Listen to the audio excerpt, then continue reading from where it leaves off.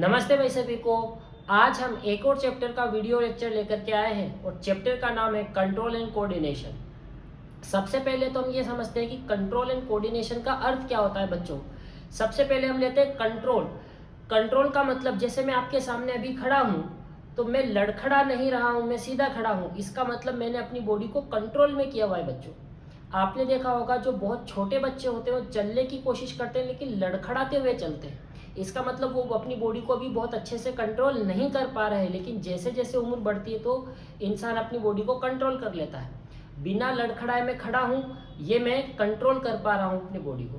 Control के बाद दूसरा टर्म है कोऑर्डिनेशन। कोऑर्डिनेशन का मतलब दो या दो से ज़्यादा ऑर्गन्स, दो या दो से अधिक अंग एक साथ मिलकर के काम करते हैं, उसे हम कोऑर्डिनेशन कहते हैं। जैसे जब मैं क्रिकेट खेलता हूँ तो मेरी आंखें बॉल को देख रही होती हैं, मेरे हाथ में बैट पकड़ा हुआ होता है और मेरे पैर भी चल रहे होते हैं। मेरे पैर, हाथ और आँख और पूरी बॉडी के अलग अलग ऑर्गन्स एक साथ मिलकर के काम करें तब जाकर के मैं शॉट खेल पाता हूँ। तो बॉडी के अलग अलग ऑर्गन्स का एक साथ मिलकर के काम करना कोऑर्डिनेशन कहलाता है।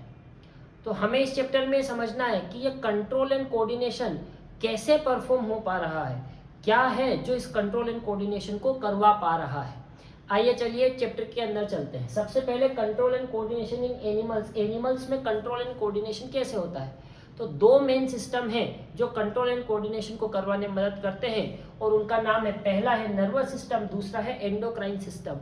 एक एक करके दोनों सिस्टम को बेहतरीन पढ़ाई करनी है। सबसे पहले हम नर्वस सिस्टम को ले लें। तो नर्वस सिस्टम क्या है, नर्वस सिस्टम के फंक्शंस क्या है। नर्वस सिस्टम का पहला फंक्शन है to receive the information from the environment.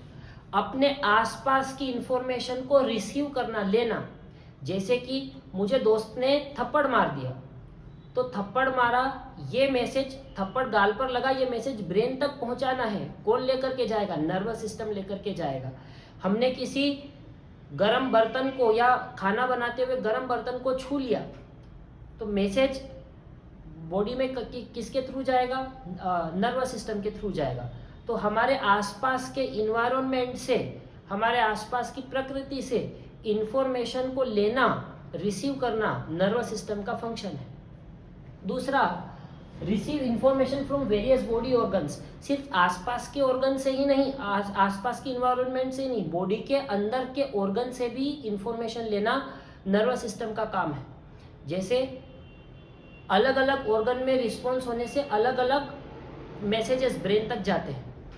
Liver का मैसेज ब्रेन तक जाता है, ब्रेन से कई मैसेजेस। दूसरा फंक्शन है, नर्वस सिस्टम अलग अलग बॉडी पार्ट से भी इंफॉर्मेशन को लेने का, रिसीव करने का काम करता है। अब नर्वस सिस्टम ने इंफॉर्मेशन तो रिसीव कर ली है, जो भी इंफॉर्मेशन उसने रिसीव की है उसके अकॉर्डिंगली वो रिएक्ट करेगा। इसे यही है तीसरा function, to act accordingly through muscles and gland. और इस रिएक्शन को देने में नर्वस सिस्टम की मदद करेंगे हमारे मसल्स और हमारे ग्लैंड। इन्हें भी हम आगे चल करके सीखेंगे। अब हमारे पास दो इंपॉर्टेंट टर्म्स आते हैं, एक है स्टिमुलस, एक है रेस्पॉन्स। स्टिमुलस क्या है, स्टिमुलस है एनी चेंज इन एनवायरनमेंट और with in that bring about the reaction. ऐसा कोई भी चेंज, ऐसा कोई भी बदलाव जो हमारे इन्वायरमेंट में होता है, हमारे आसपास होता है, जिसकी वजह से हम रिएक्शन करने पर मजबूर हो जाते हैं, हम उत्तेजित हो जाते हैं, उसे हम स्टिमुलस कहते हैं। ठीक है, जैसे कि किसी भी गर्म प्लेट को या किसी भी गर्म बर्तन को हमने छू लिया तो उससे क्या होगा, हमारे अंदर एक चेंज आएगा, हमारे आसपास में एक चेंज आया, उसे हम कहेंगे स्टिमुलस। रेस्पॉन्स की बात करें, the reaction of our body to these changes, और एग्जाम्पल विड्रॉल ऑफ हैंड। जो स्टिमुलस हमारी बॉडी को मिला है उस स्टिमुलस के रेस्पॉन्स में हमने जो एक्शन किया है उसे हम कहते हैं रेस्पॉन्स। जैसे कि मैंने किसी गर्म प्लेट को टच कर लिया, ये तो था स्टिमुलस, ये मैसेज मेरी बॉडी के अंदर गया। अब मैं क्या करूँगा, फटाफट से अपना हाथ विड्रॉ कर लूँगा, ये था इस स्टिमुलस के खिलाफ रेस्पॉन्स। हमने इतना पढ़ा कि नर्वस सिस्टम का काम है इंफॉर्मेशन को रिसीव करना और उस इंफॉर्मेशन के अकॉर्डिंगली एक्ट करना, रेस्पॉन्स देना। तो ये नर्वस सिस्टम इस इंफॉर्मेशन को रिसीव कैसे करता है, लेता कैसे है, नर्वस सिस्टम को कैसे पता चलता है कि क्या इंफॉर्मेशन आ रही है, इसमें नर्वस सिस्टम को मदद करते हैं रिसेप्टर्स। रिसेप्टर्स मतलब कि sense organ, receptors are sense organs. हमारी बॉडी में सेंस ऑर्गन होते हैं जो नर्वस सिस्टम को इंफॉर्मेशन देने के लिए काम करते हैं। हमारी बॉडी में अलग अलग 5 तरीके के सेंस ऑर्गन्स होते हैं। पहला है इनर ईयर, ईयर जो सुनने के, हियरिंग और बॉडी बैलेंस के काम में आता है। हम हियरिंग सिर्फ इसीलिए नहीं करते कि अलग अलग लोगों को हम सुन सके या हम किसी की बात सुन सके। अगर हम कानों से नहीं भी सुन रहे होते हैं तो भी हमारे कान, ईयर, हमें बैलेंस, बॉडी के बैलेंस को बनाने में मदद करते हैं। दूसरा है फोटो रिसेप्टर्स। फोटो रिसेप्टर्स मतलब जो देख करके मैं इंफॉर्मेशन लेता हूँ वो फोटो रिसेप्टर्स में आ जाता है। मेरी आईज, मेरी आंखें अलग अलग लोगों को देखती हैं। मैं अलग अलग लोगों की शक्लों को पहचानता हूँ, बता सकता हूँ कि ये मेरा दोस्त है, ये पेरेंट्स हैं, ये टीचर्स हैं, इस तरीके से। उसके बाद स्किन, स्किन टच, पेन और हीट 3 चीज़ों को बताती है। टच को बताती है स्किन, पेन अगर दर्द हो रहा होता तो वो स्किन को पता चलता है, और हीट टेम्परेचर को भी डिटेक्ट करने का काम स्किन कर लेती है।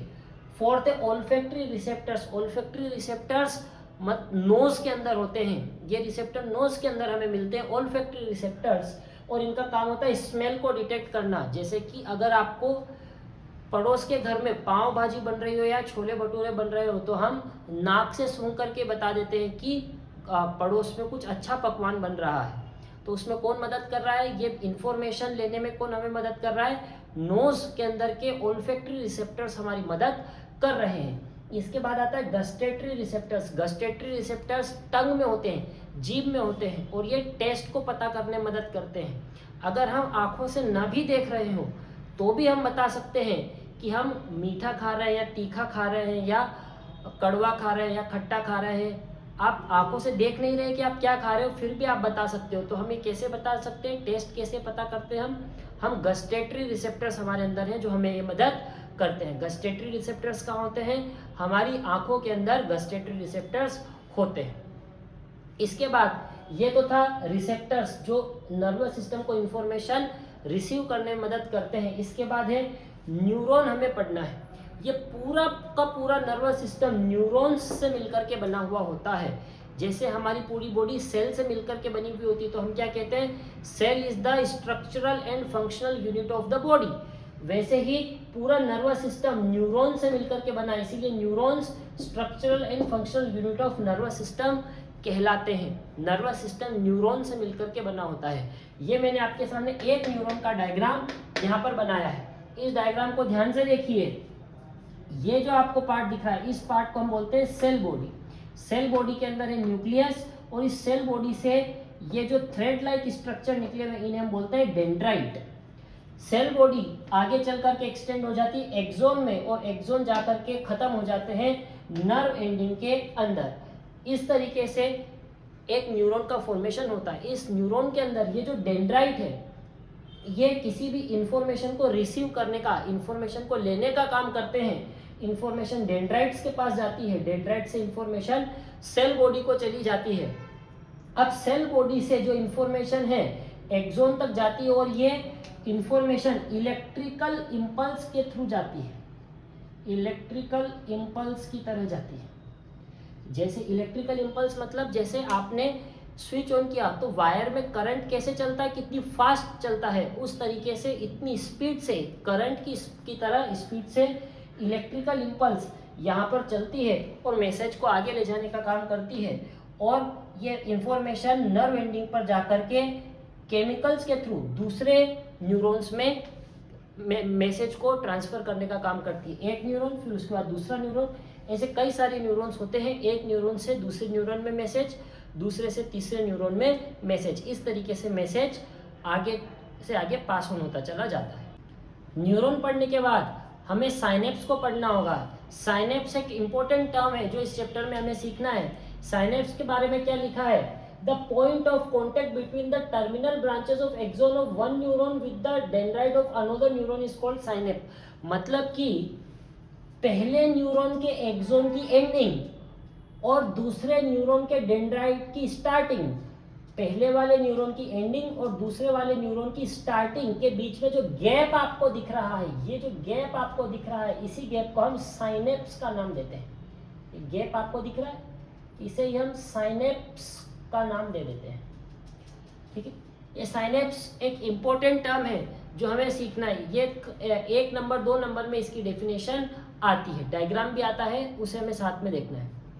साइनेप्स के बाद इम्पोर्टेंट टॉपिक है रिफ्लेक्स एक्शन। रिफ्लेक्स एक्शन को समझते हैं। A quick, sudden, immediate response of the body to the certain stimuli that involves spinal cord is called reflex action। मतलब एक क्विक, जल्दी से, सडन, अचानक से, इमीडिएट लिया गया रेस्पॉन्स हमारी बॉडी के द्वारा किसी स्टिमुलस के खिलाफ। जैसे कि एग्जाम्पल हम ले लिया, हमने किसी गर्म प्लेट को टच कर लिया, गर्म बर्तन को छू लिया। अब जब हम किसी गर्म बर्तन को छुएंगे तो हम हाथ को फटाफट से हटा लेंगे, विड्रॉ कर लेंगे हैंड को। ये जो एक्शन है ये रिफ्लेक्स एक्शन कहलाता है, क्योंकि ये एक सडन, जल्दी से और क्विक होने वाला एक्शन है। इसमें ब्रेन का इन्वॉल्वमेंट नहीं होता है, सिर्फ स्पाइनल कॉर्ड ही इसके काम में आती है। अब इस रिफ्लेक्स एक्शन को और अच्छे से समझने के लिए हमें एक रिफ्लेक्स आर्क को पढ़ना पड़ेगा। रिफ्लेक्स आर्क क्या है? The pathway through which impulse pass is called the reflex arc. Reflex action में जिस जिस रास्ते से इंफॉर्मेशन या इम्पल्स पास करती है, गुजरती है, इंफॉर्मेशन का जाना और इंफॉर्मेशन का वापस आना, जिस रास्ते से जाती है इंफॉर्मेशन और जिस रास्ते से आती है, उसे हम रिफ्लेक्स आर्क कहते हैं। रिफ्लेक्स आर्क का मैंने एक फ्लो चार्ट डायग्राम यहाँ पर बनाया है। सबसे पहले समझेंगे, हमें मिली स्टिमुलस मिली, एग्जांपल हीट। जैसे कि मैंने किसी गर्म बर्तन को छू लिया तो मुझे हीट का सेंसेशन आया। ये जो हीट मेरी स्किन ने रिकॉर्ड की है, ये स्टिमुलस का काम करेगी। ये स्टिमुलस किसने लिया? रिसेप्टर ऑर्गन ने। रिसेप्टर ऑर्गन है स्किन ने सबसे पहले पहचाना, स्टिमुलस को रिसीव किया कि मुझे हीट या बढ़ा हुआ टेम्परेचर लगा है। ये स्किन से इंफॉर्मेशन सेंसरी नर्व के थ्रू होते हुए स्पाइनल कॉर्ड चली जाएगी। मान लो ये मैंने हाथ को टच किया गर्म बर्तन को, यहाँ से इंफॉर्मेशन होती हुई मेरी स्पाइनल कॉर्ड में चली जाएगी। फिर स्पाइनल कॉर्ड से अब स्पाइनल कॉर्ड में इंफॉर्मेशन चली गई कि मैंने किसी गर्म चीज को छू लिया है, तो स्पाइनल कॉर्ड कहेगी कि अगर किसी गर्म चीज को छू लिया है तो हार्ट को तुरंत हटाओ। मोटर न्यूरॉन्स ये इंफॉर्मेशन लेकर के वापस आएंगे। मोटर न्यूरॉन्स की इंफॉर्मेशन लेकर के वापस आएंगे, कहाँ आएंगे? इफेक्टर ऑर्गन पे। मतलब ये जो मैसेज है ये जहाँ इफेक्ट करेगा उस इफेक्टर ऑर्गन पे आएंगे। एग्जाम्पल मसल, क्योंकि अगर मुझे हाथ को हटाना है तो मुझे मसल्स को कॉन्ट्रैक्ट करना पड़ेगा, मसल्स को खींचना पड़ेगा, तब जा करके मेरा हाथ हटने वाला है और रेस्पॉन्स क्या आ जाएगा? हमारा हाथ हट जाएगा। इस क्विक, सडन और इमीडिएट रेस्पॉन्स को हम रिफ्लेक्स एक्शन का नाम देते हैं। हमारी बॉडी में 3 तरीके के रेस्पॉन्स हमें देखने को मिलते हैं।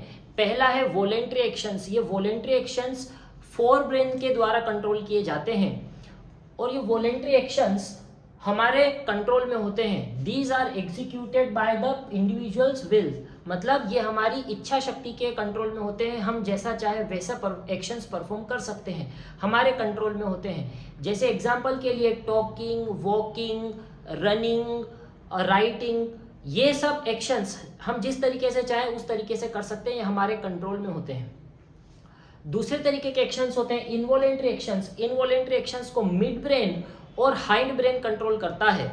ये जो एक्शंस होते हैं ये हमारे कंट्रोल में नहीं होते हैं, ये किसी इंडिविजुअल बॉडी के कंट्रोल में नहीं होते हैं इनवॉलेंट्री एक्शंस। एग्जांपल के लिए हार्ट बीट, दिल का धड़कना, हमारे कंट्रोल में दिल का धड़कना नहीं है। ऐसा नहीं है कि हम चाहें तो हार्ट बीट करेगा, दिल धड़केगा और हम जब नहीं चाहें तो दिल धड़कना रुक जाएगा, ऐसा नहीं होता है। हार्ट बीट हमारे कंट्रोल में नहीं। वोमिटिंग, जब हम कुछ ऐसा खाना खा लेते हैं जो हमारे बॉडी को डाइजेस्ट नहीं हो सकता तो बॉडी उसे रिफ्लेक्स के थ्रू बाहर फेंकने की कोशिश करती है, तो ये हमारे कंट्रोल में नहीं है कि हम ना फेंक पाए। उल्टी आना हमारे कंट्रोल में नहीं है, अपने आप अगर उल्टी हो रही है तो आएगी। तीसरा है regulation of heart beat. Heart beat का कम और ज़्यादा होना। अगर हम डरे हुए हैं या किसी इमरजेंसी सिचुएशन में हैं तो हार्ट तेज बीट होता है, हार्ट बीट बढ़ जाती है। अब हमारे कंट्रोल में नहीं है कि हार्ट बीट ना बढ़े, और जब हम रिलैक्स हो जाते हैं तो हार्ट बीट फिर से नॉर्मल हो जाती है, ये भी हमारे कंट्रोल में नहीं। तीसरे तरीके के एक्शन होते हैं रिफ्लेक्स एक्शन। रिफ्लेक्स एक्शन ऐसे एक्शंस होते हैं जो सडन इमीडिएट रेस्पॉन्स हमारी बॉडी दिखाती है। सडन इमीडिएट मतलब कोई इमरजेंसी सिचुएशन आ गई, जैसे कि हमने किसी गर्म बर्तन को, हॉट यूटेंसिल को टच कर लिया तो हमारा हाथ इमीडिएटली हट जाता है। ऐसे एक्शंस को हम रिफ्लेक्स एक्शन कहते हैं और ये रिफ्लेक्स एक्शन स्पाइनल कोड के द्वारा कंट्रोल में लाए जाते हैं। These are controlled by the spinal cord. Reflex action immediate और सडन एक्शंस होते हैं जो इमरजेंसी की सिचुएशन में हमारी बॉडी परफॉर्म करती है। हम नर्वस सिस्टम को पढ़ रहे हैं कि human nervous system control and coordination में मदद करता है। ह्यूमन नर्वस सिस्टम को हमने 3 पार्ट्स में डिवाइड किया है। आइए समझते हैं। ह्यूमन नर्वस सिस्टम 3 पार्ट्स में डिवाइडेड है। पहला है CNS मतलब कि central nervous system. Central nervous system में हमारा ब्रेन और स्पाइनल कोड आती है। ये ब्रेन है और ब्रेन से पीछे की तरफ स्पाइनल कोड, आपकी बैकबोन के अंदर स्पाइनल कोड है। ब्रेन और स्पाइनल कोड मिलकर के सेंट्रल नर्वस सिस्टम बनाने का काम करते हैं। ये जो ब्रेन है प्यारे बच्चों, ये भी 3 पार्ट्स में डिवाइडेड है। आगे चल के हम तीनों पार्ट्स के इंडिविजुअली फंक्शंस को पढ़ने का काम करेंगे। पहला पार्ट है फोर ब्रेन, उसके बाद मिड ब्रेन और उसके बाद हाइंड ब्रेन। तीनों के फंक्शंस हमें याद होने चाहिए, आगे हम देखने वाले हैं। ब्रेन और स्पाइनल कोड से मिलकर के आपका क्या बन गया? नर्वस सिस्टम बन गया, सेंट्रल नर्वस सिस्टम बन गया। सेंट्रल नर्वस सिस्टम के बाद जो दूसरा पार्ट है वो है peripheral nervous system. Peripheral nervous system को हम PNS भी कहते हैं, पेरिफेरल नर्वस सिस्टम। ये पेरिफेरल नर्वस सिस्टम क्या है? ये भी 2 पार्ट से मिलकर बना। एक है क्रेनियल नर्व्स, ध्यान से समझिए। ये हमारा ब्रेन है, इस ब्रेन से कुछ न्यूरॉन्स निकलते हैं, नर्व्स निकलती हैं, जिन्हें हम क्रेनियल नर्व्स का नाम देते हैं। Cranial nerves arise from brain और ये क्रेनियल नर्व्स 12 पेयर की होती हैं। ऑब्जेक्टिव में पूछा जा सकता है, याद रख लेना। उसके बाद दूसरा पार्ट है स्पाइनल नर्व्स। स्पाइनल नर्व्स देखिए, ये स्पाइनल कोड है, स्पाइनल कोड से दोनों तरफ पेयर में कुछ नर्व्स निकल रही हैं और इन्हीं नर्व्स को हम स्पाइनल नर्व्स का नाम देते हैं।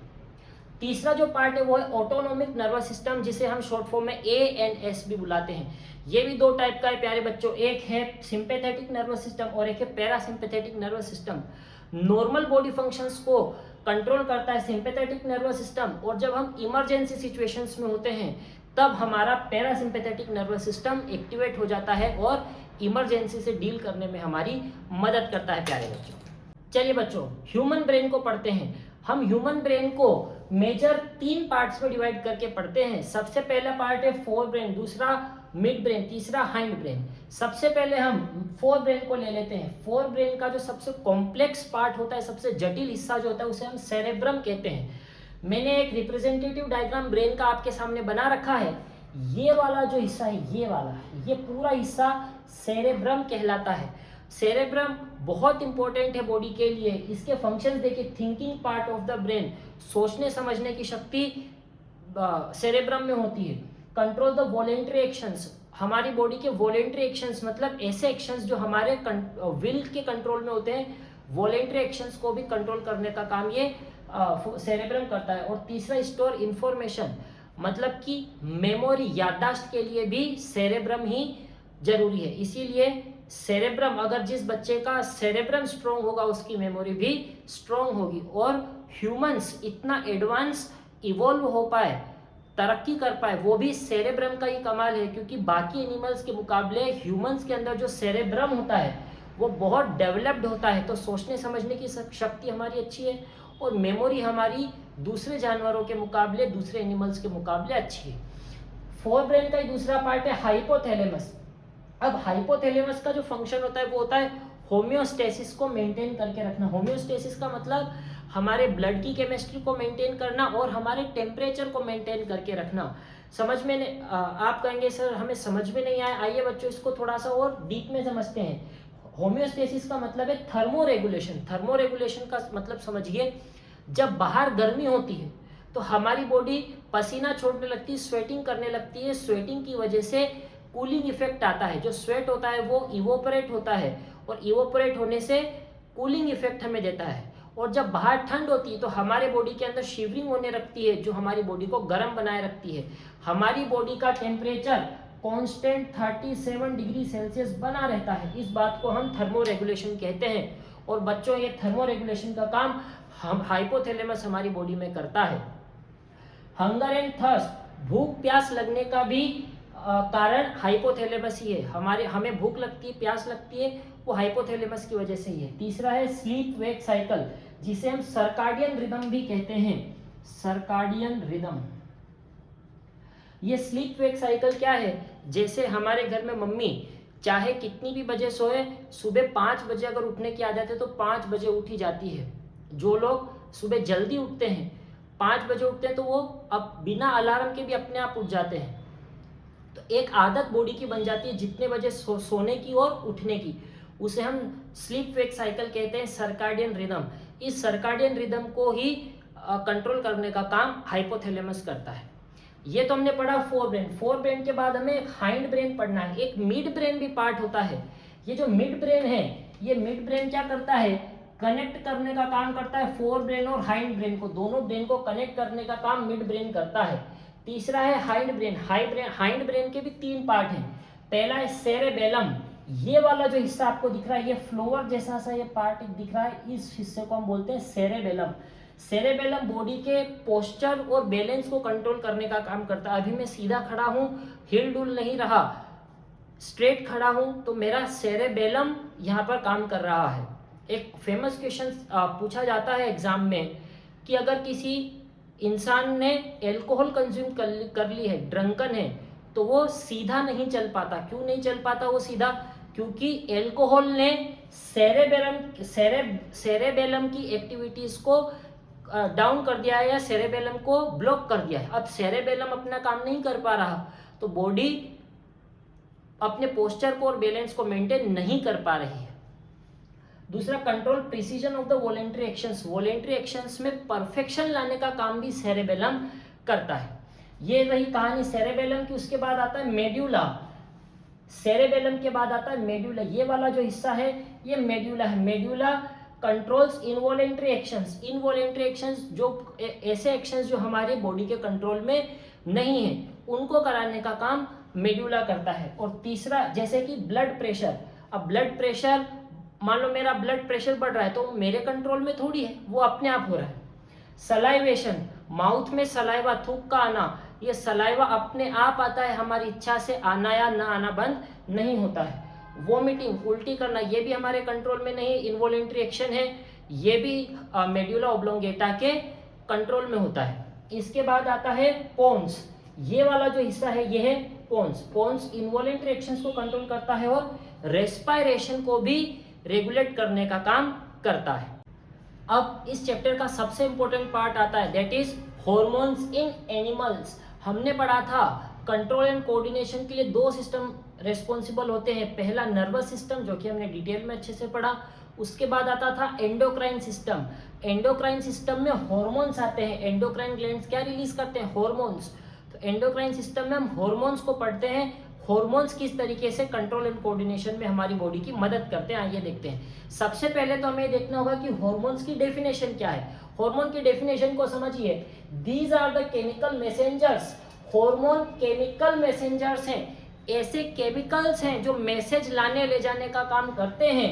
Secreted in very small amount, जो बहुत ही कम अमाउंट में, बहुत ही कम मात्रा में निकलते हैं by specialised tissue called endocrine glands. और ये हार्मोन्स स्पेशल टिश्यू से निकलते हैं जिन्हें हम एंडोक्राइन ग्लैंड्स का नाम देते हैं। और एंडोक्राइन ग्लैंड्स की खास बात देखिए, ये डक्टलेस ग्लैंड होते हैं। डक्टलेस ग्लैंड का मतलब इनमें कोई भी ट्यूब या कोई डक्ट नहीं जुड़ा हुआ होता है। डक्ट का मतलब एक ट्यूब लाइक स्ट्रक्चर, मतलब हॉर्मोन्स को एक जगह से दूसरी जगह ले जाने के लिए कि कोई वेसल्स या डक्ट्स नहीं होते हैं। ये डायरेक्टली हॉर्मोन्स डायरेक्टली ब्लड में छोड़ दिए जाते हैं और ब्लड की मदद से एक जगह से दूसरी जगह अपने आप पहुंच जाते हैं और मैसेज लाने ले जाने का काम करते हैं। प्यारे बच्चों, हमें 10th क्लास के सिलेबस में 5 अलग अलग हॉर्मोन्स के बारे में पढ़ना है।